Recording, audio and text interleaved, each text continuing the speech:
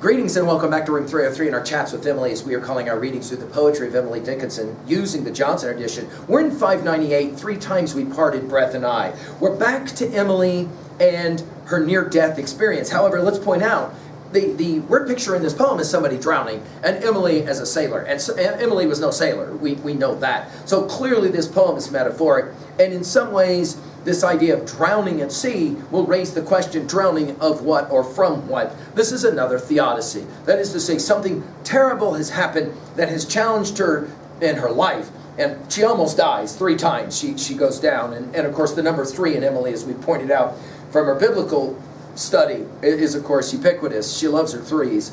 Now, our assumptions that you've been following our stuff at learnstrong.net, down that left-hand side, chats with Emily, our playlist. I'm hopeful that you've worked through our set of earlier comments, our introductory comments, as well as the preceding 597 poems. We just finished with 597.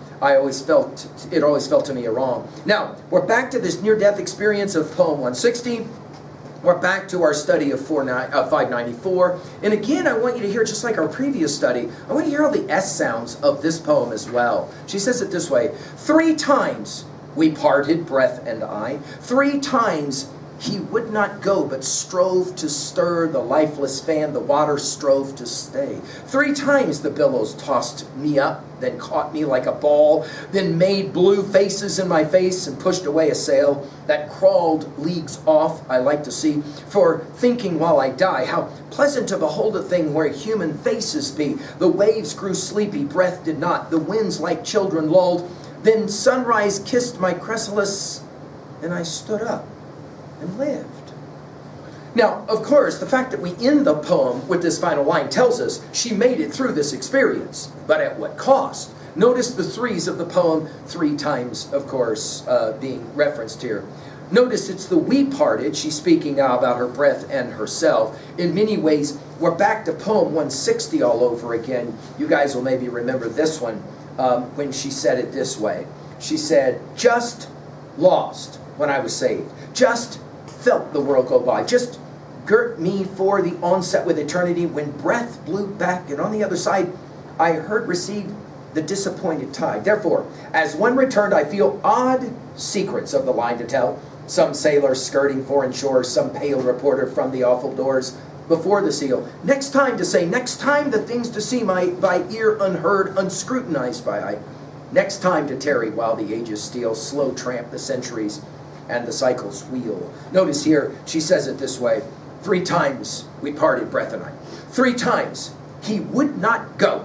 This taking us obviously to the final line. But strove to stir the lifeless fan. This idea of striving or wrestling is back to poem 59 in our study of Emily and Jacob, the biblical Jacob.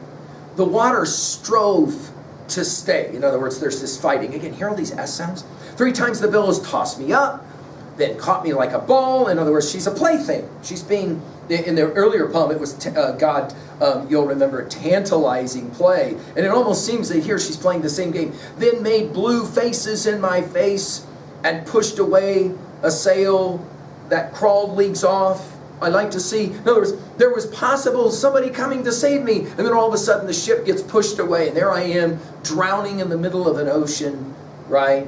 For thinking, while I die, how pleasant to behold a thing where human faces be. In other words, the last thing I get to see is somebody who could have come and saved me. Stevie Smith's not waving, but drowning obviously comes to mind. The waves grew sleepy, breath did not. The winds like children lulled. I think this is interesting use of the word children.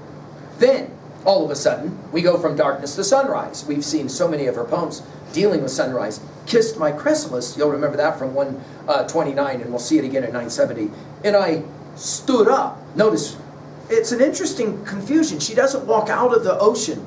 She rather stands up. In other words, she's been supine. Is she talking about an illness that she's been going through? And after the dash, lived, notice, dash. Well, I think the point here at 2a is that the best way to survive is to just keep swimming, to quote a famous child's little song from a classic text that you're maybe familiar with, just keep swimming. At 2b, I love the verbs of this poem. Strove, tossed, caught, pushed, crawled, lulled, kissed. At 3a, I think Dante is standing behind this poem.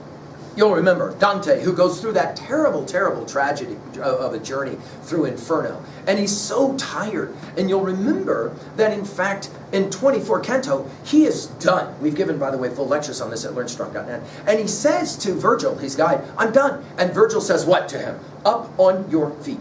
This is no time to tire. The man who lies asleep will never awaken fame and his desire. In all his life drift past him, what's he say?